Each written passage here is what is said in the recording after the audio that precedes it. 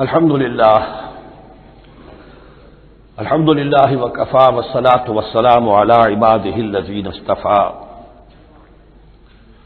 خصوصا على افضلهم وخاتم النبیین محمد الامین وعلى آلہ وصحبہ اجمعین اما بعد فقد قال اللہ تبارک وتعالی كما ورد في سورة البقرہ اعوذ باللہ من الشیطان الرجیم بسم اللہ الرحمن الرحیم الحج اشہر معلومات فمن فرض فیہن الحج فلا رفث ولا فسوق ولا جدال فی الحج وما تفعلوا من خیر یعلمہ اللہ وتزودوا فإن خیر الزاد التقوی واتقون یا اولی الالباب صدق اللہ العظیم۔ پچھلے رکوع سے مناسک حج کا تذکرہ شروع ہو چکا تھا، اور اس کے ضمن میں خاص طور پر یہ کہ اگر کوئی حج کا احرام باندھ کر یا عمرے کا احرام باندھ کر سفر شروع کر دے اور کہیں درمیان میں ایسی رکاوٹ پیش آ جائے کہ اسے احرام کھولنا پڑے بغیر عمرہ کیے اور بغیر حج کیے، تو اس صورت میں کیا قواعد و ضوابط ہیں۔ اب جو یہ رکوع ہے 25واں، اس میں حج کا اصل فلسفہ، اس کی اصل حکمت، اس کی اصل روح کا بیان ہے۔ الحج اشہر معلومات، حج کے مہینے ہیں جو معلوم ہیں، یعنی جو بھی پہلے سے عرب میں رواج چلا آ رہا تھا اس کی توثیق ہو گئی کہ واقعتاً یہ اللہ تعالیٰ ہی کی طرف سے۔ تو حج کے جہاں تک ٹائمنگ کا تعلق ہے، مواقیت کا تعلق ہے، وہ گویا کہ اللہ تعالیٰ کی طرف سے توثیق فرما دی گئی۔ فمن فرض فیہن الحج، تو جو کوئی بھی اپنے اوپر لازم کر لے ان مہینوں میں حج کو، لازم کر لے سے مراد نیت پختہ کر لے، اور نیت پختہ کرنے کی علامت احرام باندھ لے۔ فمن فرض فیہن الحج، تو حج کے لیے جو اپنے اوپر لازم کر لے، فلا رفث ولا فسوق ولا جدال فی الحج، تو احرام کی حالت میں یہاں لفظ حج آیا ہے، ان میں سے پہلی قید جو ہے فلا رفث، تو کوئی شہوت کی بات نہیں ہونی چاہیے۔ میاں بیوی بھی ساتھ حج کر رہے ہیں تو احرام کی حالت میں وہی قید ہے کہ جو اعتکاف کی حالت میں ہے۔ باقی یہ کہ فسوق اور جدال، اللہ کی نافرمانی یا باہم جھگڑنا، اس لیے کہ بہت بڑی تعداد میں لوگوں کا اجتماع ہوتا ہے، سفر میں بھی لوگ ساتھ ہوتے ہیں، تو لوگوں کے غصوں کے پارے جلدی چڑھ جاتے ہیں، اس میں خاص طور پر روکا گیا کہ یہ ہے کہ اس میں امن ہو اور سکون ہو۔ اور آج بھی واقعہ یہ ہے کہ دنیا میں معجزات میں سے ہے یہ، اتنی بڑی تعداد میں لوگوں کا جمع ہونا، اور وہاں امن رہتا ہے، وہاں وہ جنگ و جدال اور جھگڑا اور فساد وغیرہ قطع نظر نہیں آتا۔ یا تو یہ کہ پچھلے دنوں میں کچھ سیاسی اعتبار سے کوئی مہمیں اٹھائی گئی ہیں، یا یہ کہ کچھ چور اچکوں نے بھی جانا شروع کر دیا ہے وہاں پر، لیکن جھگڑا اور جو گالم گلوچ کی نوبت ہم نے اپنے آنکھوں سے نہیں دیکھی، اسے 5-6 مرتبہ حج کی سعادت حاصل ہوئی ہے۔ فلا رفث ولا فسوق ولا جدال فی الحج وما تفعلوا من خیر یعلمہ اللہ، اور جو خیر بھی تم اس کے دوران کرو گے اللہ کے وہ علم میں ہوگا۔ نوافل پڑھ رہے ہو، اضافی طواف کر رہے ہو، کوئی اور بھی جو کام کر رہے ہو، تو اس میں کسی اور کو دکھانے کی ضرورت نہیں ہے، اپنے خاموشی کے ساتھ انسان وہ اپنی جو بھی نیکی مزید کما سکے کمائے، جو بھی مناسک حج ہیں ان پر مستزاد۔ وَتَزَوَّدُوا فَإِنَّ خَيْرَ الزَّادِ التَّقْوَىٰ، اور سفر کے لیے زاد راہ ساتھ لے لیا کرو، اور بہترین زاد راہ تقویٰ ہے۔ اب اس آیت کے دو معنی لیے گئے ہیں، ایک تو یہ کہ بہترین زاد راہ تقویٰ ہے، یعنی سفر میں آپ نے آزاد راہ خرچ کی شکل میں تو لے لیا، تقویٰ ہے نہیں، پھر کیا ہوگا؟ وہ تو صرف پیسہ خرچ کرنے کے لیے اچھا احرام لے لیں گے، اچھی جگہ لے لیں گے قیام کی، تو تقویٰ اگر نہیں ہے تو وہ حج تو حج ہی نہیں ہوگا۔ لیکن اس کا ایک دوسرا مفہوم جو ہے وہ بھی بہت اہم ہے کہ اگر انسان خود اپنا زاد راہ ساتھ نہ لے تو پھر وہاں مانگنا پڑتا ہے، تو تقویٰ سے مراد یہاں ہے سوال سے بچنا۔ بہتر یہ ہے کہ زاد راہ لے کر چلو، اور یہ کہ اس کے لیے تمہیں کسی کے سامنے سائل نہ بننا پڑے۔ اگر تم صاحب استطاعت نہیں ہو تو حج تم پر فرض ہی نہیں ہے۔ خام خواہ کو ایک شے جو تم پر فرض نہیں ہے اس کے لیے وہاں جا کر بھیک مانگنا، یا یہاں سے بھیک مانگ کر یا چندہ لے کر جانا، یہ تو قطعاً غلط حرکت ہے۔ وَتَزَوَّدُوا فَإِنَّ خَيْرَ الزَّادِ التَّقْوَىٰ وَاتَّقُونِ یَا أُولِي الْأَلْبَابِ، اور یقیناً میرا ہی تقویٰ کرو، مجھ ہی سے ڈرو اے ہوش مندو۔ لیس علیکم جناح ان تبتغوا فضلا من ربکم، اس میں تم پر کوئی حرج نہیں ہے، کوئی گناہ نہیں ہے کہ تم حج کے سفر کے دوران اپنے رب کا فضل بھی تلاش کرو۔ آدمی ہندوستان سے پاکستان سے جا رہا ہے، اسے ایسی اجناس لے جائے تجارت کے لیے جو وہاں پر بیچ کر کچھ نفع حاصل کر لے، تو یہ تقویٰ کے منافی نہیں ہے۔ اگر وہاں پر کوئی کاروبار کر سکو کرو۔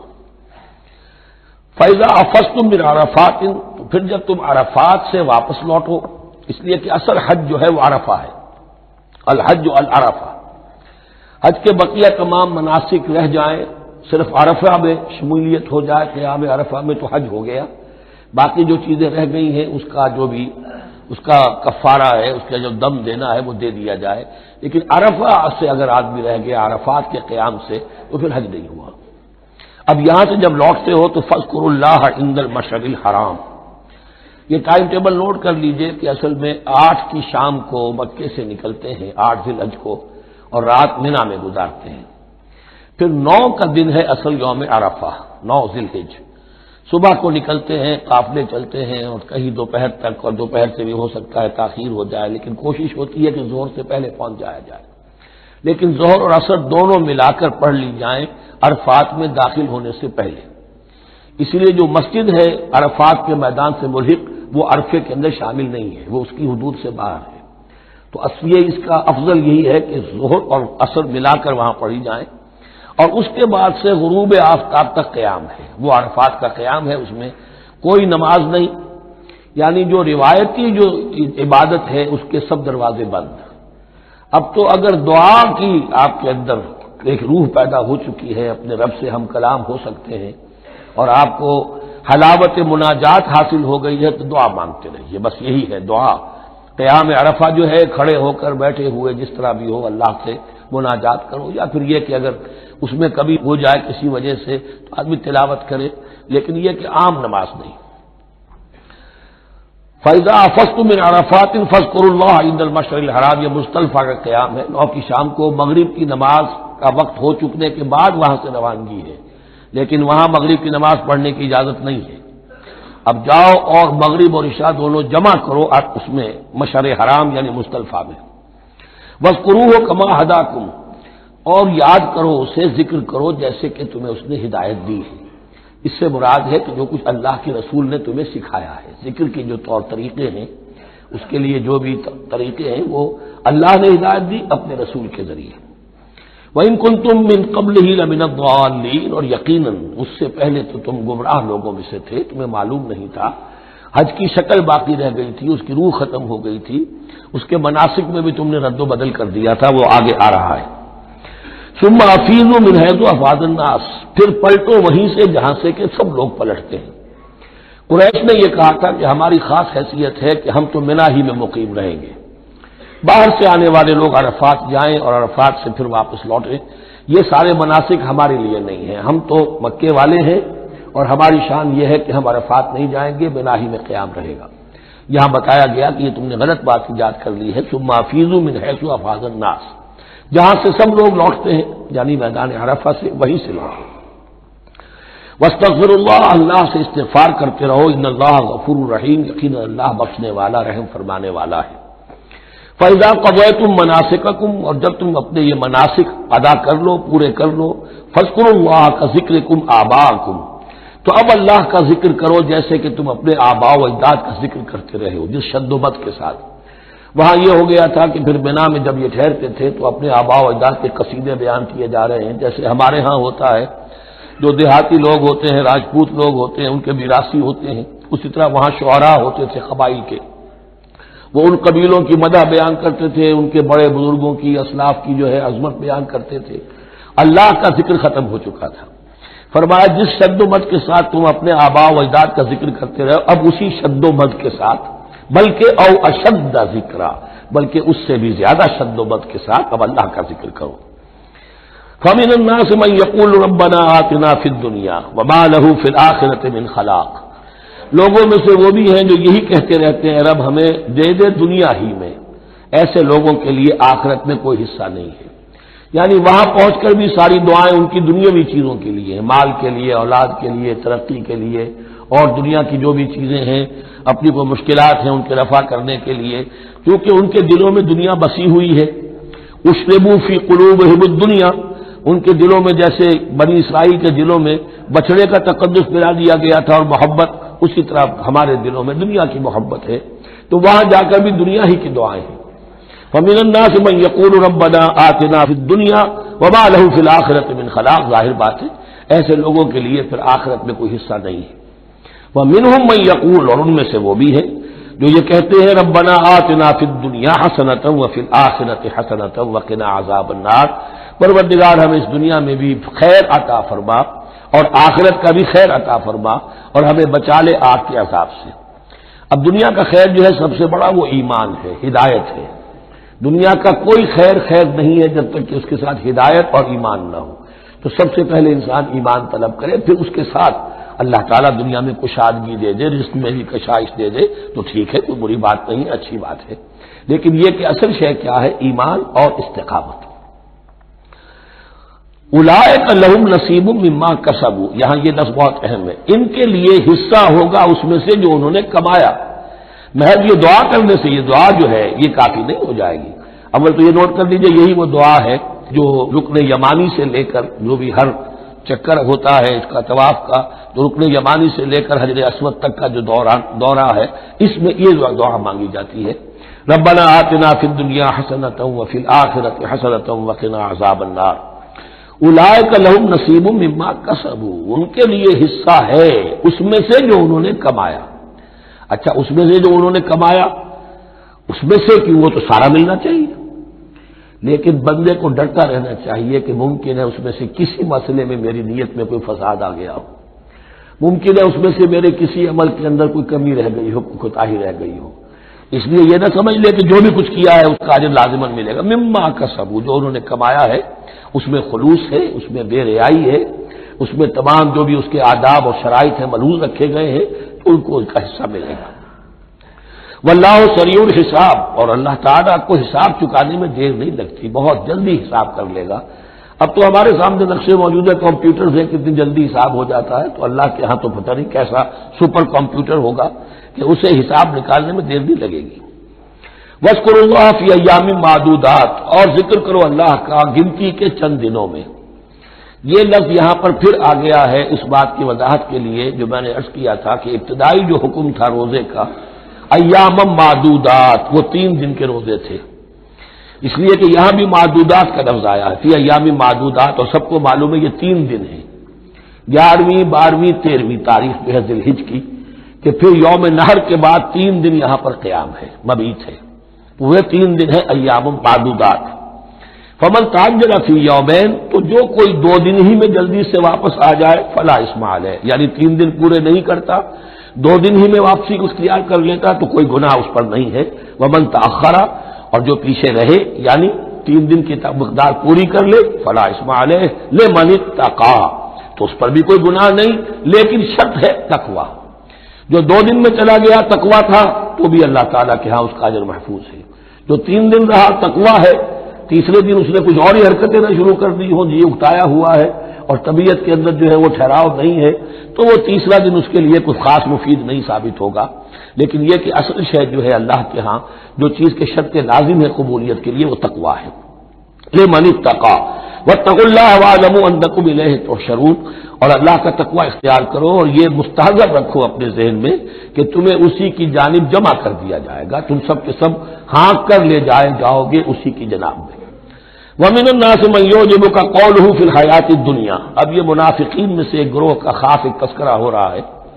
ایک منافق تو ہوتے تھے کہ جو عام ہیں، ان کی زبانوں پر بھی نفاق واضح طور پر ظاہر ہو جاتا تھا، اور ایک قسم کے منافق وہ ہوتے تھے بڑے چاپلوس، چرب زبان، کہ ان کی گفتگو دیکھیے تو وہ تو بڑے مخلص ہیں اور بڑے ہی فداکار ہیں اور بڑے ہی آپ کے ساتھ ان کا تعلق جو ہے وہ نیک نیتی پر مبنی ہے، ان کی زبانیں جو ہیں معلوم ہوتا ہے کہ اس میں تو سب گھی شکر گھلا ہوا ہے، لیکن یہ کہ ان کا کردار انتہائی خراب ہوتا ہے، اور پھر وہ جب واپس جاتے ہیں باتیں کرنے کے بعد یا باتیں بنانے کے بعد تو ان کا کردار جو ہے وہ فساد پر مبنی ہوتا ہے۔ وَمِنَ النَّاسِ مَن يُعْجِبُكَ قَوْلُهُ فِي الْحَيَاةِ الدُّنْيَا، اور لوگوں میں سے ایسے بھی ہیں جن کی باتیں تمہیں بڑی اچھی لگتی ہیں دنیا کی زندگی میں، وَيُشْهِدُ اللَّهَ عَلَى مَا فِي قَلْبِهِ، اور وہ اللہ کو بھی گواہ ٹھہراتا رہتا ہے، میں جو کچھ کہہ رہا ہوں اللہ جانتا ہے، میں خلوص سے کہہ رہا ہوں، میں بالکل اپنی نیک نیتی سے کہہ رہا ہوں، اللہ جانتا ہے۔ وَهُوَ أَلَدُّ الْخِصَامِ، حالانکہ فی الواقع وہ دشمن ہے بہت سخت، الد بہت شدید، اور خصام خصم دشمن کے لیے آتا ہے۔ وَإِذَا تَوَلَّى، جب وہ پیٹھ موڑ کے جاتا ہے، سعى فِي الْأَرْضِ، اب وہ زمین میں جو بھاگ دوڑ کرتا ہے، لِيُفْسِدَ فِيهَا، اس میں فساد مچائے، وَيُهْلِكَ الْحَرْثَ وَالنَّسْلَ، اور ہلاک کرے، کہیں کسی کی کھیتی جلا دی، کہیں کسی کا کوئی جانور جو ہے وہ ختم کر دیا، مار دیا۔ وَاللَّهُ لَا يُحِبُّ الْفَسَادَ، اللہ تعالیٰ کو فساد بالکل پسند نہیں ہے۔ وَإِذَا قِيلَ لَهُ اتَّقِ اللَّهَ، جب ایسے شخص سے کہا جاتا ہے کہ تو اللہ کا خوف کرو، اللہ سے ڈرو، تم باتیں ایسی کرتے ہو، عمل تمہارا یہ ہو رہا ہے، سوچو تو صحیح۔ اخذته العزت بالاسم، تو اس کو اپنی عزت نفس، جھوٹی عزت نفس گناہ پر اور جما دیتی ہے۔ ایک شخص وہ ہوتا ہے جس سے خطا ہو گئی، غلطی ہو گئی، اس نے اپنی خطا تسلیم کر لی تو اصلاح کر لے گا۔ ایک وہ ہے کہ جو کیسے مان لوں میری غلطی ہے، اس کی جھوٹی انا جو ہے اور جو اس کی جھوٹی عزت نفس ہے وہ اسے اور گناہ کے اوپر چپکا دیتی ہے۔ اخذته العزت بالاسم، اس کو اور اس پر جامد کر دیتی ہے۔ فحسبه جہنم، تو اس کے لیے تو اب کافی ہے جہنم ہی۔ وَلَبِئْسَ الْمِہَادُ، اور یقیناً وہ بہت برا ٹھکانہ ہے۔ روایات میں آتا ہے کہ یہ شخص خاص تھا اخنس ابن شریق، اس کا یہ کردار ہے، لیکن یہ کہ یہ تو یوں سمجھیے کہ شان نزول کے اعتبار سے یہ بات ٹھیک ہے، اور یہ کہ تعویل خاص میں اس کو بھی سامنے رکھیں گے، لیکن یہ بھی وہی ہے، کردار ہے، یہ کردار ہر جگہ آپ کو ملے گا۔ اصل میں کردار کو پہچاننا چاہیے اور اس کے حوالے سے اللہ تعالیٰ سے ہدایت طلب کرنی چاہیے کہ اس کردار سے اللہ تعالیٰ ہمیں اپنی حفظ ایمان میں رکھے۔ وَمِنَ النَّاسِ مَن يَشْرِي نَفْسَهُ ابْتِغَاءَ مَرْضَاتِ اللَّهِ، قرآن کا یہ عام اسلوب ہے کہ تقابل ضرور کرتا ہے، فوری تقابل، تو اس میں لوگوں میں سے وہ بھی ہے جو اپنے آپ کو بیچ دیتے ہیں اللہ کی رضا جوئی کے لیے، اپنا تن من دھن، ان صلاتی و نسکی و محیای و مماتی للہ رب العالمین۔ ومن الناس من یشری نفسہ ابتغاء مرضات اللہ واللہ رؤوف بالعباد، اور اللہ اپنے ایسے بندوں کے حق میں بہت شفیق ہے۔ ظاہر بات ہے جس نے یہ ارادہ کر لیا ہو، نیت کر لی ہو، کبھی ایسے شخص سے بھی کوئی کوتاہی ہو سکتی ہے، حالات ہو سکتے ہیں عارضی سے، کبھی جذبات میں آ کر کوئی غلط قدم اٹھ گیا، اللہ پہ معاف فرمائے گا، بڑی شفقت کے ساتھ معاف فرمائے گا۔ طے کر لے انسان، ایک سیدھا راستہ یہی بن جائے، ان صلاتی و نسکی و محیای و مماتی للہ رب العالمین، تو پھر یہ ہے کہ کوئی تیز دوڑے گا، کوئی آہستہ چل سکے گا، مختلف صلاحیتوں کے لوگ ہوتے ہیں، اس میں فرق و تفاوت رہے گا، لیکن جس نے یہ عزم کر لیا ہے اللہ تعالیٰ ان کے حق میں بہت شفیق ہے۔ یا ایھا الذین آمنوا ادخلوا فی السلم کافہ، اے اہل ایمان اسلام میں داخل ہو پورے کے پورے۔ یہ گویا کہ وہ بات اب کہی جا رہی ہے کہ جس کا ریورس یا کانورس ہم بنی اسرائیل کے ساتھ جو خطاب تھا اس میں پڑھ چکے ہیں۔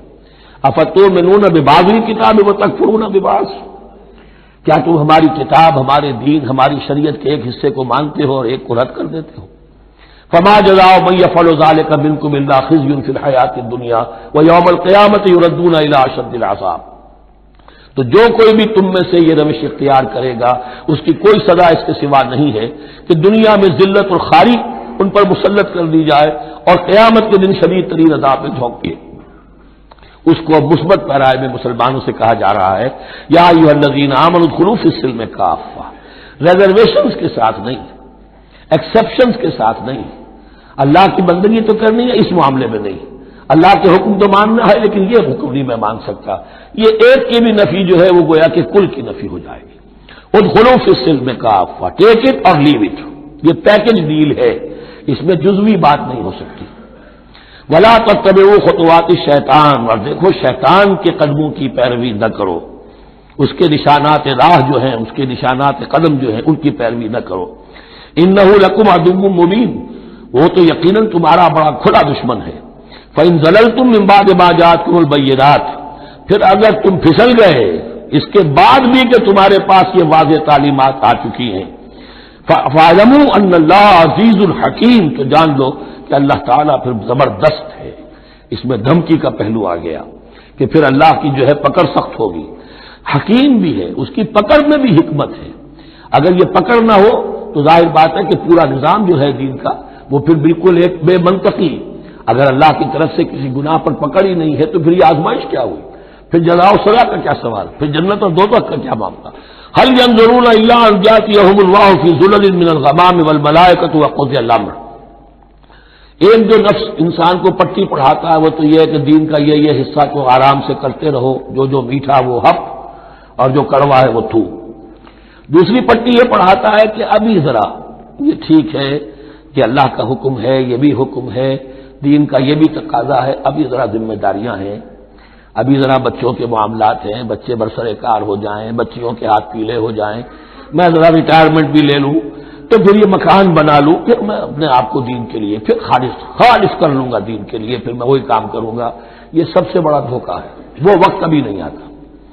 اسی لیے فرمائے کس شے کا انتظار کر رہے ہیں؟ هل ينظرون الا ان ياتيهم الله في ظلل من الغمام، کہ اللہ تعالیٰ آ جائے بادلوں کے سائبانوں میں، والملائکۃ اور فرشتے آ جائیں، وقضی الامر اور پھر فیصلے چکا دیا جائے گا۔ کیا معلوم کب وہ گھڑی آ جائے، یہ مہلت عمر تو اچانک ختم ہو سکتی ہے۔ پوری دنیا کی قیامت بھی جب آئے گی اچانک آئے گی، اور ہر شخص کی ذاتی قیامت تو اس کے سر کے اوپر تلوار کی طرح لٹکی ہوئی ہے کہ من مات فقط قامت قیامت ہو، جو مر گیا اس کی قیامت تو آ گئی۔ کیا تمہارے پاس گارنٹی ہے یہ سارے کام کرو گے کب تک زندہ رہو گے، اور پھر بھی تمہارے جسم میں کوئی توانائی کوئی رمق باقی رہ جائے گی کہ دین کا کوئی کام کر سکو؟ تو جان لو تم کس چیز کا انتظار کر رہے ہو سکتا ہے اچانک اللہ کی طرف سے مہلت ختم ہو جائے، اسٹاپ رائٹنگ، 3 گھنٹے ہو گئے، بس اب جو لکھ لیا، اب آگے تمہارے پاس مہلت نہیں ہے۔ وَإِلَى اللَّهِ تُرْجَعُ الْأُمُورُ، اور یقیناً تمام معاملات اللہ ہی کی طرف لوٹا دیے جائیں گے۔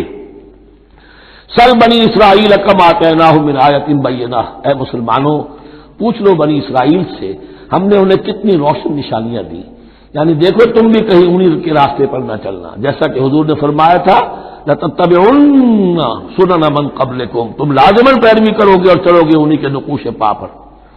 سل بنی اسرائیل کم آتیناہم من آیۃ بینہ وَمَن یُبَدِّلْ نِعْمَتَ اللَّهِ مِن بَعْدِ مَا جَاءَتْهُ فَإِنَّ اللَّهَ شَدِیدُ الْعِقَابِ، لیکن جو شخص اللہ کی اس نعمت جو اس کے پاس آ گئی ہے اس میں تبدیلی کرتا ہے، اس میں تحریف کرتا ہے، یا اس میں تحریف کرتا ہے یا اپنے آپ کو بدل لیتا ہے، من بعد ما جاءت ہو، اس کے بعد کہ وہ نعمت اس کے پاس آ گئی، فإن اللہ شدید العقاب، تو یہ جان لو اللہ پھر سزا دینے میں بھی سخت ہے۔ اس کی مثال وہی رکھیے کہ 2 مرتبہ فرمایا یا بنی اسرائیل اذکروا نعمتی التی انعمت علیکم وانی فضلتکم علی العالمین، لیکن انہی سے کہا گیا ضربت علیہم الذلۃ والمسکنۃ وباؤوا بغضب من اللہ، اور یہ مضمون بھی دوبارہ پھر آ جائے گا سورہ آل عمران میں۔ زین للذین کفروا الحیات الدنیا، ان کافروں کے لیے دنیا کی زندگی جو ہے بڑی مزین کر دی گئی ہے، ان کے نگاہوں میں کھب گئی ہے، یہاں کی چمک دمک ہے، شان و شوکت ہے، لمبی لمبی کاریں ہوں چمکیلی نئے ماڈل کی، بڑی اونچی اونچی بلڈنگیں ہوں، حویلیاں ہوں، اعلیٰ کوٹھیاں ہوں، اب یہ ساری چیزیں کس کو اچھی نہیں لگتی، لیکن یہ کہ کفار کے دلوں میں ان کی محبت اتنی پل جاتی ہے کہ پھر کوئی اچھی بات ان کے کوئی زندگی میں نہیں رہتی، نہ کوئی اچھی بات اثر کرتی ہے۔ اہل ایمان کو بھی اگر ایمان کے ساتھ یہ نعمتیں ملیں، قل من حرم زینۃ اللہ التی اخرج لعبادہ والطیبات من الرزق، کو اچھا کھانا، اچھا پینا، اچھا پہننا کو حرام نہیں ہے، کو اللہ نے کس کو لوگوں کے لیے ممنوع نہیں کیا، لیکن دین کے تقاضے ادا کر کے، اللہ کا حق ادا کر کے اور حلال سے کما کر، تب کوئی حرج نہیں۔ زین للذین کفروا الحیات الدنیا، کافروں کے لیے دنیا کی زندگی کو مزین کر دیا گیا ہے۔ وہ حدیث بھی ذہن میں لے آئیے، دنیا سجن المومن و جنت الکافر، یہ دنیا جو ہے مومن کے لیے ایک قید خانہ اور کافر کے لیے باغ ہے۔ وَيَسْخَرُونَ مِنَ الَّذِينَ آمَنُوا، اور وہ مذاق اڑاتے ہیں اہل ایمان کا، دیکھو ان فینیٹکس کو، ان پاگلوں کو، ان بیوقوفوں کو۔ وَيَسْخَرُونَ مِنَ الَّذِينَ آمَنُوا وَالَّذِينَ اتَّقَوْا وَالَّذِينَ اتَّقَوْا فَوْقَهُمْ يَوْمَ الْقِيَامَةِ، اور جن لوگوں نے تقویٰ کی روش اختیار کی تھی قیامت کے دن اب وہ ان کے اوپر ہوں گے، اور بلکہ ہمیں سورہ مطففین میں تو آگے چل کر پتہ چلے گا پھر اہل ایمان ان کا مذاق اڑائیں گے۔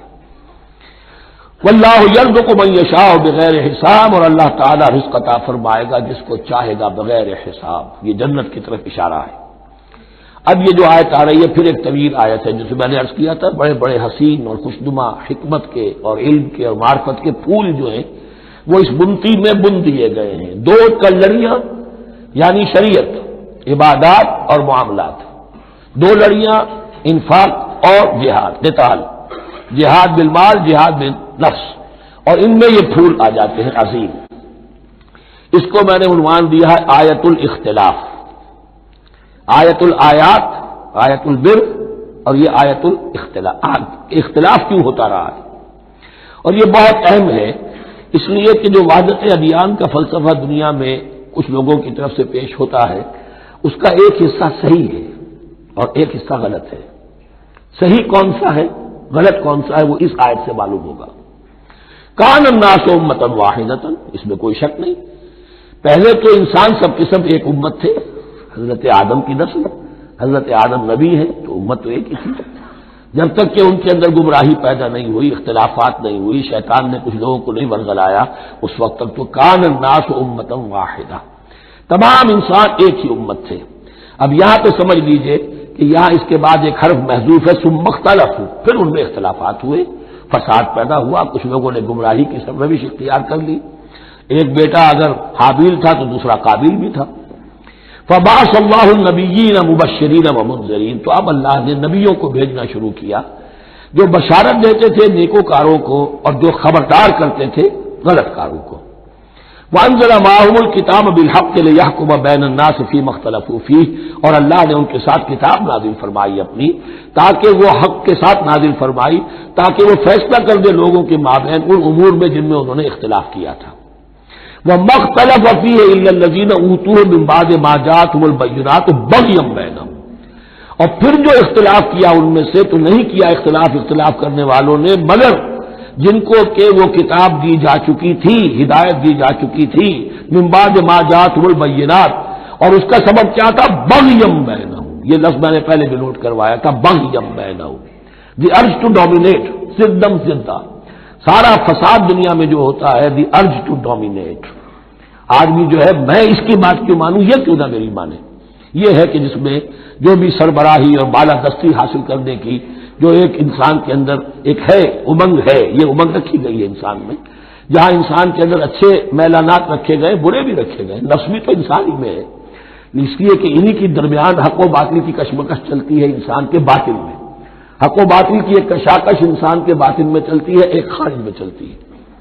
تو فرمایا پھر ہم نے اپنے رسول بھیجنے شروع کیے، فبعث اللہ النبیین مبشرین ومنذرین وانزل معهم الکتاب بالحق لیحکم بین الناس فیما اختلفوا فیہ وما اختلف فیہ الا الذین اوتوہ من بعد ما جاءتهم البینات بغیا بینہم فہدی اللہ الذین آمنوا لما اختلفوا فیہ من الحق باذنہ، تب اس کے بعد اللہ تعالی نے ہدایت دی ان لوگوں کو جو ایمان لائے ان چیزوں کے بارے میں جس میں کہ وہ اختلاف کر چکے تھے حق سے، اپنے حکم سے اللہ نے ان کو ایمان کی طرف ہدایت فرما دی۔ واللہ یہدی من یشاء الی صراط مستقیم، اور اللہ ہدایت دیتا ہے جس کو چاہتا ہے سیدھے راہ کی طرف۔ لیکن اس کا دوسرا ترجمہ یہ بھی ہوگا اللہ ہدایت دیتا ہے اس کو جو چاہتا ہے، من یشاء، من یشاء میں اللہ کی مشیت بھی ہے اور جو ہدایت کا طالب ہوتا ہے، واللہ یہدی من یشاء، جو چاہتا ہے ہدایت کا طالب ہوگا، یہ اللہ کے ذمے ہے، اللہ نے اسے اپنے اوپر ایک ذمہ داری سمجھا ہے کہ اس کو یقیناً ہدایت دے گا۔ والذین جاہدوا فینا لنہدینہم سبلنا، جو ہمارے راستے میں کوششیں کریں گے، حق کی طرف بڑھنا چاہیں گے، ہم لازماً ان کو راستہ دکھائیں گے، اپنے راستوں کی طرف ان کی رہنمائی کریں گے، یہ اللہ نے اپنے ذمہ لیا۔ ام حسبتم، اب بڑی سخت آیت آ رہی ہے، یہ بھی بڑی لرزا دینے والی آیت ہے۔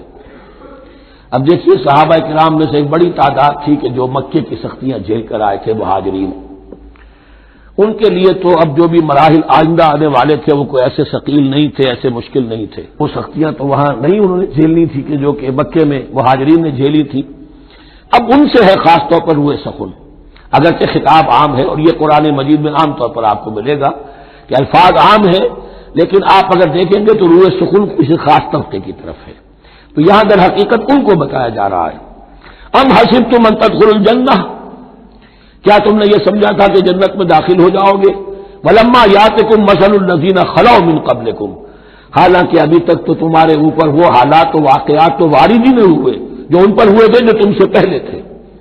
مستہم الباساء، انہیں آ لیا، پہنچی ان کو سختی بھوک کی، والضراء، اور تکالیف، وزلزلوا، اور وہ ہلا مارے گئے، حتی یقول الرسول والذین آمنوا معہ متی نصر اللہ، یہاں تک کہ پکار اٹھا وقت کا رسول اور جو ان کے ساتھ اہل ایمان تھے، کب آئے گی اللہ کی مدد، الا ان نصر اللہ قریب، اب انہیں یہ خوشخبری دی گئی کہ آگاہ ہو جاؤ اللہ کی مدد قریب ہے۔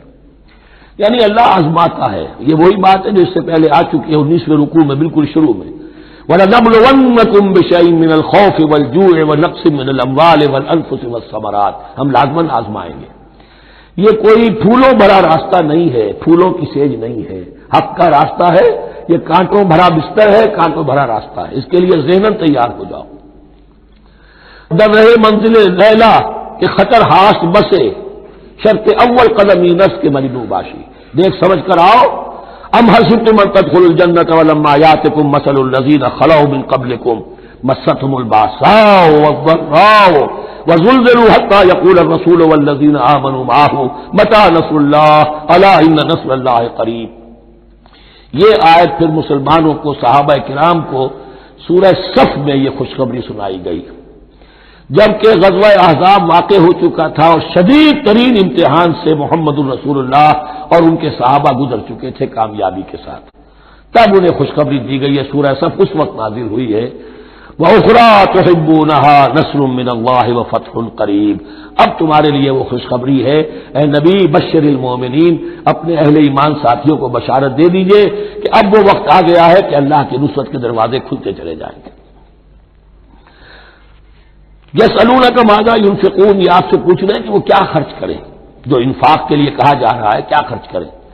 تو انسان جو بھی بھلائی کے لیے خرچ نکالے اس میں سب سے پہلا حق ان کا ہے، قل ما انفقتم من خیر، کہہ دیجئے جو بھی تم خرچ کرو خیر میں سے، دولت میں سے، مال اسماد میں سے، فللوالدین، سب سے پہلا جو حق ہے وہ والدین کا ہے، والاقربین اور رشتہ داروں کا ہے، والیتامى اور یتیموں کا ہے، والمساکین اور محتاجوں کا ہے، وابن السبیل اور مسافر کا ہے، وما تفعلوا من خیر فإن اللہ بہ علیم، اور جو بھی خیر تم کماؤ گے، جو کام بھی اچھا کرو گے، جان لو وہ اللہ کے علم میں ہے۔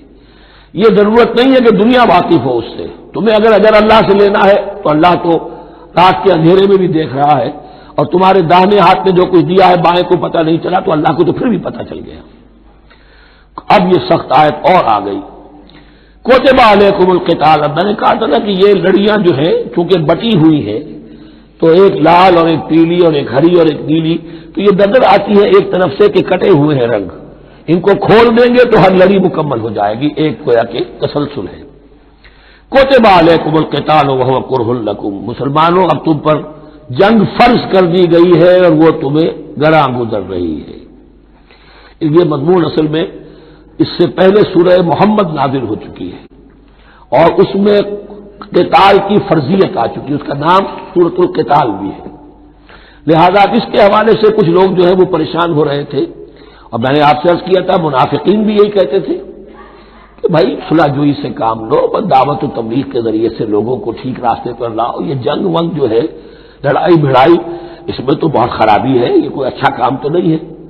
اب یہاں یہ ہے کہ فرض کیا جا رہا ہے اللہ کی راہ میں جنگ کرنا، تو اس حوالے سے کہا جا رہا ہے، تو اس میں جہاں منافقین کہتے تھے جن مسلمانوں کا ایمان قدرے کمزور تھا وہ منافق تو نہیں تھے، لیکن یہ کہ ایمان اتنا پختہ نہیں تھا، ابھی تازہ ایمان لائے تھے، مدینے کے اندر ابھی وہ ایمان لائے ہیں، ان کی تربیت کے مراحل ابھی گزرے ہی نہیں، تو ان میں سے بھی بعض لوگوں کے دلوں میں اب انقباض پیدا ہو رہا تھا۔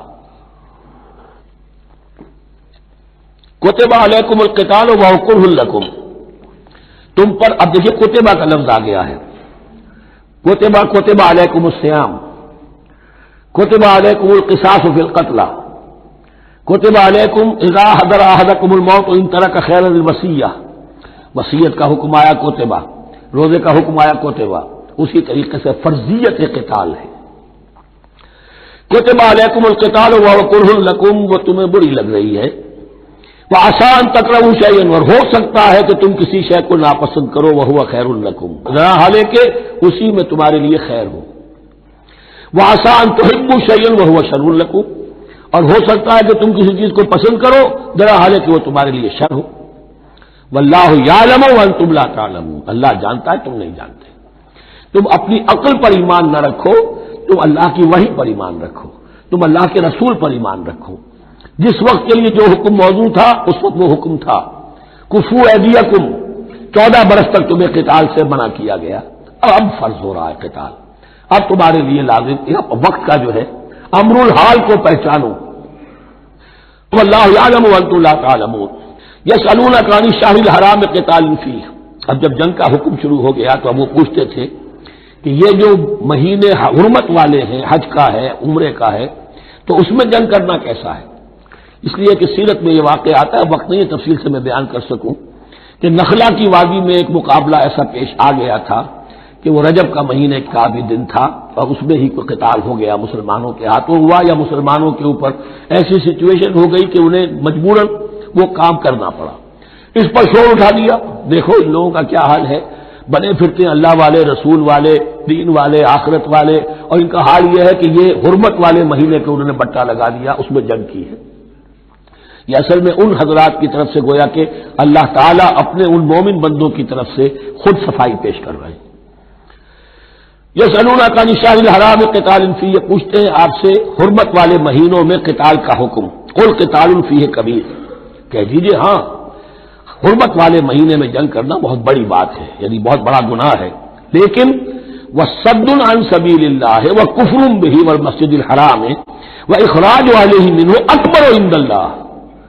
یہ بھی تو دیکھو کہ جن لوگوں نے وہ جرم کیے ہیں کہ جنہوں نے اللہ کے راستے سے روک دیا، اللہ کا کفر کیا، مسجد حرام کے راستے روک دیے مسلمانوں کے لیے، اب یہ نہیں جا سکتے، بیت اللہ میں عبادت نہیں کر سکتے، اخراج اہلہ منہ، اس میں سے لوگوں کو نکلنے پہ مجبور کر دیا مکے کے مسلمانوں کو.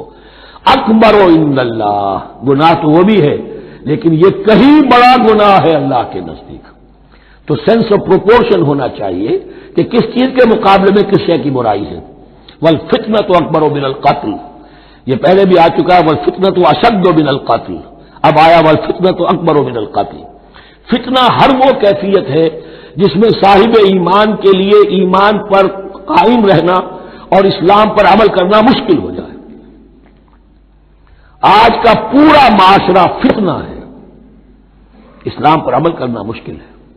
بدماشی کے راستے کھلے ہوئے ہیں، حرام خوری کے راستے کھلے ہوئے ہیں، حلال عقل حلال دانتوں پسینہ آئے تو شاید نصیب ہو. شادی کے نکاح کے راستے بند کیے ہوئے ہیں، یہ شرطیں ہیں اور یہ شرطیں ہیں اور یہ شرطیں ہیں اور یہ ہے اور یہ چیزیں ظالمی ہیں، اور زنا کے راستے کھلے جائیے. جس معاشرے کے اندر جب غلبہ باطل کا ہوگا حق پر چلنا ممکن نہیں رہے گا. وہ جو باطل کا غلبہ ہے وہ سب سے بڑا فتنہ ہے. والفتنہ تو اکبر من القتل، فتنہ جو ہے بہت بڑی شے ہے قتل کے مقابلے میں. ولا یزالون یقاتلونکم حتی یردوکم عن دینکم ان استطاعوا، اور سن لو یہ لوگ تم سے جنگ کرتے رہیں گے یہاں تک کہ لوٹا دیں تمہیں اپنے دین سے، اگر وہ کر سکتے ہوں. وہ تو تلے ہوئے ہیں اس پر کہ تمہیں لوٹا کر لے جائیں گے اپنے دین سے.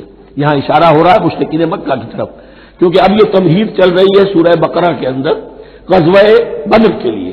اب اس کے بعد غزوہ بدر ہونے والا ہے، اس کے لیے ذہنی تیاری.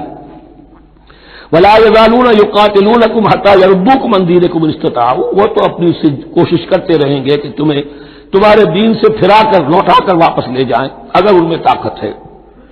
ومن یرتد منکم عن دینہ، اور سن لو جو بھی کوئی تم میں سے پھر گیا، مرتد ہو گیا اپنے دین سے، فیمت، اور اسی حالت میں اس کی موت آ گئی، وہو کافر، کہ وہ کافر ہی تھا، فاولئک حبطت اعمالهم فی الدنیا والآخرہ، تو یہ وہ لوگ ہوں گے کہ جن کے تمام اعمال دنیا اور آخرت میں حبط ہو گئے. پہلے کتنے ہی نیکیاں کی ہوئی تھیں، کتنے ہی نمازیں پڑھی ہوئی تھیں، کتنا ہی جو ہے انفاق کیا تھا، صدقات دیے تھے، کچھ بھی کیا، سب کا سب زیرو ہو جائے گا. وَأُولَٰئِكَ أَصْحَابُ النَّارِ هُمْ فِيهَا خَالِدُونَ، اور وہ ہوں گے جہنم والے اور رہیں گے اس میں ہمیشہ ہمیشہ. ان الذين آمنوا والذين هاجروا وجاهدوا في سبيل الله اولئك يرجون رحمت اللہ واللہ غفور رحیم. یقیناً وہی لوگ جو ایمان لائے اور جنہوں نے ہجرت کی اور جہاد کیا اللہ کی راہ میں، یہ وہ لوگ ہیں جو اللہ کی رحمت کے امیدوار ہیں. بڑا لطیف طنز ہے ان پر. جا رہے ہیں حرام کے راستے پر، اللہ رحمت فرمائے گا. اللہ رحمت نہیں فرماتا، اللہ کی رحمت کا مستحق بننا پڑتا ہے. اللہ کی رحمت کا مستحق وہی ہے. ان الذین آمنوا والذین ہاجروا وجاہدوا فی سبیل اللہ اولئک یرجون رحمت اللہ. وہ امیدوار ہیں اللہ کی رحمت کے. وہ امید کرے تو ان کی امید بجا ہے. واللہ غفور الرحیم، اور یقیناً اللہ تعالیٰ غفور الرحیم ہے. یسألونک عن الخمر والمیسر. اب دیکھیے یہاں سے شریعت کا جو بلو پرنٹ اب تیار ہونا شروع ہوا. کچھ احکام پہلے آ چکے اور کچھ احکام اب آ رہے ہیں، تو بیچ بیچ میں یہ لڑیاں جو ہے کٹی ہوئی ہیں. یہ آپ سے پوچھ رہے ہیں نبی صلی اللہ علیہ وسلم شراب اور جوئے کے بارے میں. قل فیہما اسم کبیر، اے نبی ان سے کہہ دیجئے کہ ان دونوں کے اندر بہت بڑے گناہ کی پہلو ہے.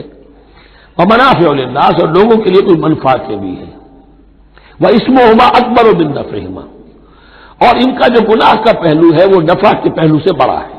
بس یعنی اشارہ کر دیا کہ چھوڑ دو اس کو. اب تمہاری عقل سلیم کے حوالے معاملہ ہے، حقیقت تم پر کھول دی گئی. یہ ابتدائی حکم ہے لیکن حکم کے پیرائے میں نہیں. بس یہ ہے کہ کچھ فائدے بھی ہیں. وہ تو ہے میں سے غرض بشارت ہے کچھ روسیا کو ایک گونا بے خودی مجھے دن رات چاہیے، اور میں کدے کی راہ سے ہو کر گزر گیا ورنہ سفر حیات کا بے حد طویل تھا. یہ حکمت سمجھ لیجئے کہ جوئے میں اور میسر میں کیا چیز مشترک ہے کہ دونوں کو جمع کیا گیا. شراب میں بھی انسان حقائق سے اپنے آپ کو منقطع کرتا ہے اور محنت سے جی چراتا ہے. doesn't want to see the facts، مواجہہ کرنے کو تیار نہیں، فیس کرنے کو تیار نہیں ہے bitter facts آف لائف کو. تو میں ایک گونا بے خودی مجھے دن رات چاہیے. اور جوا بھی محنت کی نفی ہے. چانس داؤ لگاؤ. ایک ہے محنت سے ایک آدمی کما رہا ہے، مشقت کر رہا ہے، کھوکھا ہے یا کوئی چھابڑی لے کے جا رہا ہے یا کچھ اور کام ریڑھی چلا رہا ہے، وہ اپنی کوئی کمائی کر رہا ہے. اور ایک یہ داؤ لگاؤ، داؤ سے کمانا، چانس پر کمانا، یہ بھی محنت کی نفی ہے. تو یہ دونوں کے اندر اصل میں علت ایک ہی ہے. یسألونک عن الخمر والمیسر قل فیہما اسم کبیر ومنافع للناس واسمہما اکبر من نفعہما ویسألونک ماذا ینفقون قل العفو. اور یہ پوچھتے ہیں کتنا خرچ کریں. انفقوا انفقوا انفقوا وانفقوا فی سبیل اللہ ولا تلقوا بایدیکم الی التہلکہ، یہ آیت پر کل پڑھ چکے ہیں. اپنے آپ کو اپنے ہاتھوں ہلاکت میں نہ جھونکو. کتنا خرچ کرے، کچھ ہمیں مقدار بھی بتا دی جائے. فرمایا قل العفو، جو بھی تمہاری ضرورت سے زائد ہے. اللہ یہ بھی نہیں کرتا کہ اپنی ضرورتوں کو بھی تم پیچھے ڈال دو. نہیں، ضرورتیں اپنی پوری کرو. پھر جو اب تمہارے پاس ہے، اب یہ سمجھیے کہ جو ایک کمیونسٹ فلسفی ہے اس میں بھی ایک اصطلاح سرپلس ویلیو. ایک سرپلس ویلیو یہ ہے عفو، جو تمہاری ضروریات سے زائد ہے، یہ سرپلس ویلیو ہے، یہ اللہ کی راہ میں دے دو. اس کو بچا کر رکھنا جو ہے اللہ پر آپ بے اعتمادی کا اظہار کر رہے ہیں کہ اللہ کل نہیں دے گا مجھے، میں بچا کے رکھوں. یسألونک ماذا ینفقون قل العفو. لیکن اس میں یہ ہے کہ ضرورتیں کتنی ہیں، کیا ہے، اس کا کوئی پیمانہ مقرر نہیں کیا. یہ ہے باطنی روح، جس کے اندر اللہ کی محبت اور آخرت کا ایمان بڑھتا جائے گا وہ اتنا ہی اپنی بیلٹ ٹائٹ کرے گا، اپنی ضرورتیں کم کرے گا، اپنے معیار زندگی کو پست کرے گا اور زیادہ سے زیادہ جو ہے وہ اللہ کی راہ میں دے گا. یہ اصول یہ ہے کہ ہر شخص یہ دیکھے کہ جو میری ضرورت سے زائد ہے اسے میں ریٹین نہ کروں، اسے میں دوں. اس انفاق پر پورے 2 رکوع آگے آنے والے ہیں سورہ مبارکہ میں. کذالک یبین اللہ لکم الآیات لعلکم تتفکرون. اسی طرح اللہ تعالی اپنی آیات تمہارے لیے واضح کر رہا ہے تاکہ تم تفکر کرو، غور کرو فی الدنیا والآخرہ. تمہارا یہ غور دنیا کے بارے میں بھی ہونا چاہیے، آخرت کے بارے میں. دنیا میں بھی اسلام رہبانیت نہیں سکھاتا، نہ کھاؤ نہ پیو، چلے کشی کرو، چلے جاؤ جنگلوں میں، نہیں. اسلام متمدن زندگی کی تعلیم دیتا ہے. گھر گھرستی ہے، شادی کرو، بیوی بچوں والے رہو، ان کے بھی حقوق کو ادا کرو، ان کا بھی پیٹ تمہیں پالنا ہے. تو تفکر فی الدنیا والآخرہ، آخرہ کے لیے. لیکن یہ کہ اس میں ریشیو پروپورشن رہنی چاہیے. دنیا کی کتنی قدر و قیمت ہے، آخرت کی کتنی قدر و قیمت ہے، اس کو جان لو.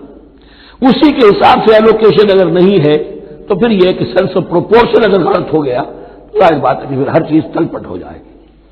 ایک دوا کے نسخے میں کوئی چیز زائد تھی، کوئی کم تھی، آپ نے جو کم تھی اسے زیادہ کر دیا، جو زائد تھی کم کر دیا، تو اب ہو سکتا ہے کہ یہ نسخہ شفا نہ رہے، نسخہ ہلاکت بن جائے. وَيَسْأَلُونَكَ عَنِ الْيَتَامَىٰ، اور یہ آپ سے پوچھ رہے یتیموں کے بارے میں. قُلْ إِصْلَاحٌ لَهُمْ خَيْرٌ، اے نبی ان سے کہہ دیجئے ان کے لیے ان کی مصلحت کو پیش نظر رکھنا یہ ہے کہ جو بہتر ہے، نیکی ہے، بھلائی ہے. اصل میں سورہ بنی اسرائیل کی آیت جو ہے وہ لوگوں کے سامنے تھی. وَلَا تَقْرَبُوا مَالَ الْيَتِيمِ إِلَّا بِالَّتِي هِيَ أَحْسَنُ، مال یتیم کے قریب تک نہ پھٹکو، یعنی گڑبڑ کر لو گے اپنے اموال میں، اس میں سے یہ کہ ہو سکتا ہے کہ ان کا کوئی مال تمہارے پیٹ میں چلا جائے، ہانڈی مشترک ہے، اب اس میں ظاہر بات ہے یتیم نے بھی کھانا ہے، تم نے بھی کھانا ہے، اچھی اچھی بوٹیاں تم نے کھا لی ہیں اور یتیم کے لیے جو ہے خرچہ تو پورا ڈال دیا، لیکن یہ کہ اس کے لیے بیچارے کے لیے چھچرے چھوڑ دیے۔ تو یہ چیز روکنے کے لیے کہا گیا تھا مکی صورتوں میں ولا تقربوا مال الیتیم الا بالتی احسن۔ اب صحابہ کے لیے تو یہ چیزیں ایسی تھیں کہ اشارہ ذرا سا ہو گیا اور انہوں نے اس پر عمل کیا، انہوں نے ہڈیاں علیحدہ کر دی تاکہ ان کا خرچہ بالکل علیحدہ رہے۔ اب اس میں تکلیف ہو رہی تھی، ایک گھر کے اندر ہی ایک یتیم ہے، اس کا خرچہ اس کے مال میں سے نکالا جا رہا ہے۔ فرمایا کہ یہ مقصد نہیں تھا، مقصد یہ تھا کہ تم ان کے مال ہڑپ نہ کر جاؤ۔ قل اصلاح لهم خیر، ان کے لیے اصلاح کرنا بھلائی کا ہے۔ وَإِن تُخَالِطُوهُمْ فَإِخْوَانُكُمْ، اگر تم اپنے ساتھ ان کو ملائے رکھو تو وہ تمہارے بھائی ہیں۔ وَاللَّهُ يَعْلَمُ الْمُفْسِدَ مِنَ الْمُصْلِحِ، اللہ جانتا ہے مفسد کو بھی مصلح کو بھی، وہ جانتا ہے کہ یہ آدمی گڑبڑ کر رہا ہے، یہ ہنڈیا علیحدہ کر کے بھی گڑبڑ کر سکتا ہے، اور یہ وہ شخص ہے جو ہنڈیا مشترک کر کے بھی حق پر رہ سکتا ہے۔ وَلَوْ شَاءَ اللَّهُ لَعَنَتَكُمْ، اگر اللہ چاہتا تو تمہیں سختی میں ڈالے ہی رکھتا، تم پر مشقت جو ہے یہ کیے رکھتا۔ ان اللہ عزیز الحکیم، یقیناً اللہ زبردست ہے، حکمت والا ہے۔ ایک طرف وہ سختی بھی کرتا ہے، زبردست ہے، لیکن وہ اس کے ہر حکم کے اندر حکمت بھی ہے، اور جہاں حکمت نرمی کی متقاضی ہوتی ہے وہاں وہ رعایت بھی دیتا ہے۔ ولا تنکحوا المشرکات حتی یؤمنن، اور مشرک عورتوں سے نکاح نہ کرو جب تک کہ وہ ایمان نہ لے آئیں۔ ولامۃ مؤمنۃ خیر من مشرکۃ ولو اعجبتکم، ایک مومنہ خواہ وہ لونڈی ہو وہ بہتر ہے ایک مشرکہ سے، خواہ وہ آزاد عورت ہو، ولو اعجبتکم، اور مزید یہ کہ وہ تمہیں اچھی بھی لگتی ہو۔ ولا تنکحوا المشرکین، اور نہ نکاح میں دو اپنی عورتوں کو، اپنی بیٹیوں کو مشرکوں کے، حتی یؤمنوا، جب تک کہ وہ ایمان نہ لے آئیں۔ ولا عبد مؤمن خیر من مشرک ولو اعجبکم، مسلمان اگر غلام ہے تو وہ بھی بہتر سمجھو مشرک سے جو آزاد ہے اور وہ تمہیں پسند بھی ہے، مالدار بھی ہے یا اور بھی ہے، اس کے اندر دوسرے پہلو بھی ہیں۔ اولئک یدعون الی النار، دیکھو وہ جو ہے وہ پکار رہے ہیں، آگ کی طرف بلا رہے ہیں، تمہیں بھی لے جائیں گے، تمہاری اولاد کو بھی لے جائیں گے۔ واللہ یدعو الی الجنۃ والمغفرۃ باذنہ، اللہ تمہیں بلا رہا ہے جنت کی طرف اور مغفرت کی طرف اپنے حکم سے۔ وَيُبَيِّنُ آیاتہ للناس لعلہم یتذکرون، اور اللہ اپنی آیات واضح کر رہا ہے لوگوں کے لیے تاکہ وہ نصیحت اخذ کریں۔ وَيَسْأَلُونَكَ عَنِ الْمَحِيضِ، اور وہ عورتوں کے ایام ماہواری کے بارے میں آپ سے سوال کر رہے ہیں۔ قُلْ هُوَ أَذًى، کہہ دیجئے وہ ایک ناپاکی بھی ہے اور ایک تکلیف کا مسئلہ بھی ہے۔ فَاعْتَزِلُوا النِّسَاءَ فِي الْمَحِيضِ، تو حیض کی حالت میں اگر تمہاری بیویاں ہوں تو ان سے علیحدہ رہو، مقاربت نہ کرو۔ وَلَا تَقْرَبُوهُنَّ حَتَّى يَطْهُرْنَ، اور ان سے مقاربت نہ کرو یہاں تک کہ وہ پاک ہو جائیں۔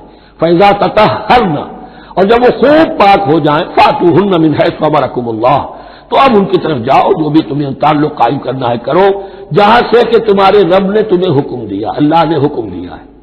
یہ اللہ کا حکم کیا ہے؟ یہ ہے امر طبیعی، ہر انسان جانتا ہے، ہر حیوان کو معلوم ہے، وہ طبیعی شے ہے۔ لیکن یہ کہ اب عورتوں کے ساتھ بھی اگر انسان جو ہے وہ لواطت کا فعل شروع کر دے، قوم عمل لوط، تو ظاہر بات ہے کہ عمل قوم لوط تو وہ چیز جو ہے غلط ہے، وہ حرام ہے۔ یہ تو اللہ تعالیٰ نے جو بھی تمہاری فطرت میں ڈالا ہے راستہ، وہ در حقیقت من حیث امرکم اللہ، ان اللہ یحب التوابین ویحب المتطہرین، یقیناً اللہ محبت کرتا ہے بہت توبہ کرنے والوں سے اور بہت پاک بازی اختیار کرنے والوں سے، ان ناپاک چیزوں سے دور رہنے میں۔ نساؤکم حرث لکم، تمہاری بیویاں تمہارے لیے کھیتیوں کے مانند ہیں، جیسے کھیت میں بوتے ہو فصل کاٹتے ہو، بیویوں کے ذریعے سے اللہ تعالیٰ تمہیں اولاد عطا کرتا ہے۔ فاتو حرثکم انا شئتم، تو جو بھی کھیتی والی جگہ ہے ادھر تم جاؤ جدھر سے چاہو، یعنی اس میں یہ ہے کہ کوئی رکاوٹ نہیں ہے، وہ داہنی طرف سے بائیں طرف سے جدھر سے بھی ہو، لیکن ہو وہ فرض کے اندر، وہ وقت کے اندر معاملہ نہ ہو۔ فاتو حرثکم انا شئتم وقدموا لانفسکم، اور اپنے آگے کے لیے سامان کرو، یعنی اپنی اولاد۔ انسان جو ہے بڑھاپے کے لیے اس کا ایسٹ بنتی ہے اس کی اولاد۔ آج تو دنیا اولاد سے بھاگتی ہے، لیکن ایک زمانے میں تو اولاد جو ہے وہ عصائے پیری شمار ہوتی تھی۔ وَقَدِّمُوا لِأَنفُسَكُمْ وَاتَّقُوا اللَّهَ وَاعْلَمُوا أَنَّكُم مُّلَاقُوهُ، اور اللہ کا تقوی اختیار کرو۔ اب یہ آپ دیکھیں گے کہ جو حکم بھی شریعت کا آئے گا بار بار تکرار کے ساتھ جو ہے اس میں تو تقوی کا ذکر بار بار آئے گا کہ ایک قانون ہے، اس کی قانونیت ہے، ایک ہے تقوی۔ قانون کی لاکھ پیروی کی جا رہی ہے تقویٰ نہ ہو تو وہ قانون جو ہے وہ مذاق بن جائے گا، تماشا بن جائے گا. اس کے بعد مثالیں آئیں گی ابھی. واتقوا اللہ واعلموا انکم ملاقوہ، اور اللہ کا تقوی اختیار کرو اور جان لو تمہیں اس سے مل کر رہنا ہے، حاضر ہونا ہے اس کے جناب میں. وبشر المؤمنین، اور اے نبی اہل ایمان کو بشارت دے دیجیے. ولا تجعلوا اللہ عرضۃ لایمانکم، ایک اور حکم آ گیا، اللہ تعالیٰ کا نام جو ہے وہ تختہ مشق نہ بنا لو اپنی قسموں کے لیے. قسم کھا بیٹھا میں تو اللہ کی قسم کھا بیٹھا ہوں، اب یہ قسم کھا بیٹھا اس لیے میں یہ کام نہیں کر سکتا. چاہے وہ نیکی کا کام تھا، کسی وقت غصے میں آدمی آ کر قسم کھا بیٹھتا ہے. حضرت ابوبکر صدیق نے بھی قسم کھا لی تھی. مستح ان کا ایک ایسا تھا مسلمان غریب جس کی وہ مدد کیا کرتے تھے، لیکن مستح بھی جب حضرت عائشہ پر تہمت میں ملوث ہو گیا تو حضرت ابوبکر نے قسم کھا لی کہ یہ بدبخت جس کی میں سرپرستی کرتا رہا یہ بھی میری بیٹی پر تہمت لگانے میں شامل ہو گیا، اب میں اس کی کبھی مدد نہیں کروں گا. یہ سورہ نور میں آئے گا. ان سے کہا گیا نہیں ایسا نہ کرو، تم اپنے نیکی کے دروازے کو کیوں بند کرتے ہو؟ قسم کھا لی، قسم کو کھول دو، کفارہ دو. ولا تجعلوا اللہ عرضۃ لایمانکم ان تبروا وتتقوا، نیکی کا کام کرنے سے، تقوی کے کام سے رکنے کے لیے قسم کھا لینا. وتصلحوا بین الناس، اور اس سے کہ لوگوں کے مابین مصالحت کرو. اب آپ نے کسی دو بھائیوں کے درمیان جھگڑا تھا، مصالحت کی کوشش کی، آپ کی بات نہیں مانی گئی، اب اللہ کی قسم ہے صاحب اب میں آپ کے معاملے میں دخل نہیں دوں گا، اب میں تو قسم کھا بیٹھا. نہیں بھائی، اصلاح بین الناس جو ہے، اصلاح ذات البین، یہ کرتے رہو. اور ایسی قسم کھائی ہے اس کا کفارہ دو. واللہ سمیع علیم، اور اللہ تعالیٰ سننے والا اور جاننے والا ہے. لا یؤاخذکم اللہ باللغو فی ایمانکم، اللہ تعالیٰ مؤاخذہ نہیں کرے گا تم سے جو تم بغیر مقصد کے، بغیر عزم و ارادے کے قسم کھا بیٹھتے ہو. یہ عربوں کا رواج ہے، واللہ باللہ کے بغیر ان کا کوئی جملہ شروع ہی نہیں ہوتا. تو یہ در حقیقت قسم کھانے کا ان کی اس وقت نیت نہیں ہوتی، بلکہ یہ ان کا ایک جس کو ہم کہتے ہیں تقیہ کلام ہے، ان کا ایک اسلوب ہے گفتگو کا، واللہ باللہ ہے. تو اس پر مؤاخذہ نہیں ہے. ولاکن یؤاخذکم بما کسبت قلوبکم، ہاں جو تم نے ارادہ کر کے، تمہارے دلی ارادے کے ساتھ جو تم نے قسم کھائی ہے، پھر اس پر مؤاخذہ ہوگا. اس سے توڑو گے، اس کا ایک کفارہ ہے، وہ بعد میں آئے گا. وہ کفارہ جو ہے وہ پھر سورہ مائدہ کے اندر آ جائے گا. میں نے عرض کیا تھا کہ یہ اصل میں سورہ بقرہ میں بلو پرنٹ آ رہا ہے شریعت اسلامی کا، اور اس کے جو اصل چیزیں ہیں وہ پوری تکمیلی احکام وہ پھر آخر میں آئیں گے. کچھ سورہ نساء ہے، کچھ سورہ مائدہ. واللہ غفور حلیم، اللہ غفور ہے، بخشنے والا ہے اور حلیم ہے، فوراً نہیں پکڑتا، فوراً سزا نہیں دیتا، مہلت دیتا ہے کہ اصلاح کر لو. للذین یؤلون من نسائہم تربص اربعۃ اشہر، اب یہ بھی ایک قسم کھا لی جاتی تھی کہ کسی وقت کسی مرد نے، کسی شوہر نے قسم کھا لی اب میں اپنی بیوی کے قریب نہیں جاؤں گا، ناراض ہو گئے، غصہ آ گیا، میں تمہارے سے کوئی تعلق نہیں رکھوں گا. یہ ایلا کہلاتا تھا. حضور نے بھی ایلا فرمایا تھا اپنی ازواج مطہرات سے جب انہوں نے کچھ زیادہ نفقے کا مطالبہ کیا تھا کہ اب عام مسلمانوں کے ہاں بھی خوشحالی آ گئی ہے تو اب ہمارے اوپر یہ سختی کیوں ہے، ہمارا بھی جو نفقات ہیں، ہمارا جو خرچ ہے، وظائف ہیں، بڑھائے جائیں. اس پر حضور نے پھر ایلا کیا، اس کا ذکر ہے، وہ بعد میں آئے گا. لیکن وہاں عام طور پر لوگ قسم کھا کے بیٹھ جاتے تھے. اب قسم کھا لی ہے، پچھتا بھی رہے، کیا کرے، قسم کھا چکے، اب بیوی کے پاس کیسے جائے؟ اب وہ بیوی معلق ہے، نہ وہ شادی شداؤں میں ہے اور نہ وہ علیحدہ ہے، آزاد ہے.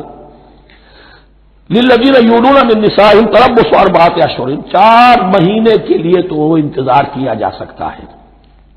فإن فاؤوا، اس دوران میں اگر وہ لوٹے، اپنی قسم کو ختم کرے اور رجوع کر لے، تعلق کے زن و شوق قائم کرے، فإن اللہ غفور رحیم، تو اللہ تعالیٰ غفور الرحیم ہے. وإن عزموا الطلاق، اور اگر وہ طلاق کا ارادہ کر چکے ہوں کہ واقعتاً اب ان سے سیپریشن ہی ہے، فإن اللہ سمیع علیم، تو اللہ تعالیٰ سننے والا، جاننے والا ہے. یعنی یہ کہ 4 مہینے سے زیادہ معلق نہ رکھو کسی کو، یا ادھر یا ادھر، یا فیصلہ کرو اور اسے فارغ کرو، اور یا پھر یہ کہ اپنی وہ قسم ختم کرو اور اس کا جو بھی کفارہ ہے وہ ادا کرو. اسی پر غالباً قیاس کیا تھا، بلکہ ساتھ اس سیرت میں آتا ہے کہ حضرت عمر نے حضرت حفصہ سے پوچھ بھی لیا تھا. حالانکہ دیکھیے کہ باپ اور بیٹی کا معاملہ ہو رہا ہے اور باپ بیٹی سے سوال کر رہا ہے، دین کے معاملے میں حیا اور شرم کی بات نہیں ہوتی. ان اللہ لا یستحی ان یضرب مثلا ما بعوضۃ فما فوقها، تو یہ کہ جو لوگ جہاد پر جاتے تھے کچھ سال بھر گھر واپس نہیں آ رہا، اب ایک طرف تو ان پر مشقت ہے، وہ بیویوں سے دور ہیں، اہل و عیال سے دور ہیں، ادھر عورتیں جو ہیں وہ بغیر شوہروں کے وقت گزار رہی ہیں. تو پوچھا کہ کتنا عرصہ تم سمجھتی ہو کہ ایک عورت اپنی عصمت اور عفت کو سنبھال کر اپنے شوہر کا انتظار کر سکتی ہے؟ حضرت حفصہ نے کہا 4 ماہ. اور میں سمجھتا ہوں شاید انہوں نے اسی پر کہا ہو کہ یہ معلق رکھنے کا حکم بھی قرآن مجید میں جو ہے زیادہ سے زیادہ اس کی مہلت 4 مہینے ہے. والمطلقات یتربصن بانفسهن 3 قروء، اور جنہیں طلاق دے دی جائے ان پر لازم ہے کہ وہ اپنے جیوں کو روکے رکھیں 3 حیض تک. یہ عدت ہے، طلاق کے بعد 3 مہینے کی عدت ہے. اس عدت میں یا تو شوہر رجوع کر لے گا اگر 1 یا 2 طلاقیں ہیں، تیسری طلاق ہو گئی تو رجوع کا حق نہیں ہے، وہ بعد میں بات آ جائے گی. اور اسی میں چاہے تو اس کے بعد جب مدت ختم ہو جائے گی تو پھر اب شوہر کا حق ختم ہو جائے گا، اب وہ آزاد ہوگی، لیکن اس مدت کے اندر وہ دوسری شادی نہیں کر سکتی. والمطلقات یتربصن بانفسهن 3 قروء ولا يحل لهن ان يكتمن ما خلق الله في ارحامهن، اور ان کے لیے یہ حلال نہیں ہے، جائز نہیں ہے کہ وہ چھپا لیں جو کچھ کہ اللہ نے پیدا کر دیا ہو ان کے ارحام میں. اگر حمل ٹھہر گیا ہے اور بیوی کو ڈر ہے کہ اب یہ شوہر تو طلاق دے دے گا، وہ اپنا حمل چھپا رہی ہے تاکہ پتہ ہی نہ چلے اس کو، کیونکہ وہ چاہے گی کہ بچہ میرے پاس رہے، بچہ بچی جو بھی ہو. ظاہر بات ہے کہ بچہ اور بچی جو ہے وہ ماں کے لیے تو جگر گوشہ ہے، اس کے جسم کا ٹکڑا ہے، اس کے جسم کا لوتھڑا ہے، تو وہ چھپانے کی ٹینڈنسی ہوتی ہے کہ وہ جھگڑا ہی نہ اٹھے. ولا يحل لهن ان يكتمن، ان کے لیے جائز نہیں ہے کہ وہ چھپائیں ما خلق اللہ فی ارحامہن، جو کچھ کے پیدا کر دیا ہے اللہ نے ان کے رحموں میں. ان کن یؤمن باللہ والیوم الآخر، اگر وہ فی الواقع ایمان رکھنے والی ہے اللہ پر اور یوم آخر پر. وبعولتهن احق بردهن فی ذلک ان ارادوا اصلاحا، اور یہ جو عدت کی مدت ہے اس میں ان کے شوہروں کو حق حاصل ہے، زیادہ حقدار ہے کہ انہیں لوٹا لیں. اسے رجوع کہتے ہیں، رجوع کیا جا سکتا ہے عدت کے اندر لیکن تیسری طلاق کے بعد نہیں. پہلی طلاق، دوسری طلاق، اس کے بعد دونوں میں جو عدت ہوگی اس میں رجوع کر سکتا ہے شوہر، اس کا اختیار ہے. بیوی کو نہ کہنے کا اختیار نہیں ہے کہ اب تم طلاق دے چکے ہو، اب میں تمہاری بات ماننے کو تیار نہیں ہوں، اس کا اسے حق نہیں ہے. اسے پھر وہ مرد کا جو حق ہے وَبَعُولَتُهُنَّ أَحَقُّ بِرَدِّهِنَّ، وہ زیادہ حقدار ہے کہ انہیں لوٹا لے. فی ذالک، اس مدت کے اندر ان ارادوا اصلاحا، اگر وہ واقعتاً اصلاح ہی چاہتے ہیں. وَلَهُنَّ مِثْلُ الَّذِي عَلَيْهِنَّ بِالْمَعْرُوفِ، اور ان کے لیے حقوق ہیں جو کہ مناسبت سے ہیں ان کی ذمہ داریوں کے. وَلِلرِّجَالِ عَلَيْهِنَّ دَرَجَةٌ، اور مردوں کو ان پر ایک درجہ فوقیت کا، ایک درجہ فضیلت کا، ایک درجہ حقوق کا حاصل ہے. واللہ عزیز الحکیم، اور اللہ زبردست ہے اور حکمت والا ہے. یہ آیت اصل میں اس زمانے میں بہت مس انٹرپریٹ ہوئی ہے اور بعض مترجمین نے بھی ترجمہ غلط کیا ہے. یعنی اس کا یہ ترجمہ کردہ لہن مثل الذی علیہن، ان کے بھی حقوق مردوں پر ویسے ہی ہیں جیسے مردوں کے حقوق ہیں ان پر. تو یہ تو مساوات ہو گئی، اور مساوات جو اسلامی شریعت میں مرد اور عورت کے درمیان، شوہر اور بیوی کے درمیان نہیں ہے. مراد کیا ہے؟ لام اور اعلیٰ کا جو استعمال ہوتا ہے عربی میں، لام کسی کے حق کے لیے اور اعلیٰ کسی کی ذمہ داری کے لیے. لہن ان کے لیے حقوق ہیں، مثل الذی علیہن جیسے کہ ان پر ذمہ داریاں ہیں. اللہ تعالیٰ نے جیسے ذمہ داری مرد پر ڈالی ہے ویسے حقوق اس کو دیے ہیں. جیسی ذمہ داری عورت پر ڈالی ہے اس کی مناسبت سے کورسپونڈنگلی پروپورشنیٹ جو ہے اس کو بھی حق دے دیے ہیں. اور اس بات کو کھول دیا مساوات کہاں سے آئے گی؟ جب کہہ دیا وَلِلرِّجَالِ عَلَيْهِنَّ دَرَجَةٌ، اور مردوں کو ان پر ایک درجہ حاصل ہے، فوقیت کا درجہ حاصل ہے. واللہ عزیز الحکیم، اب یہ تمہیں پسند ہو تب بھی اور ناپسند ہو تب بھی اللہ تعالی عزیز ہے، حکیم ہے، وہ سب کچھ جاننے والا ہے اور وہ زبردست ہے، جو چاہے حکم دے، اور حکیم ہے، حکمت والا ہے، اس کا حکم حکمت پر مبنی ہے. بارک اللہ لی و لکم فی القرآن العظیم ونفعنی و ایاکم بالآیات والذکر الحکیم.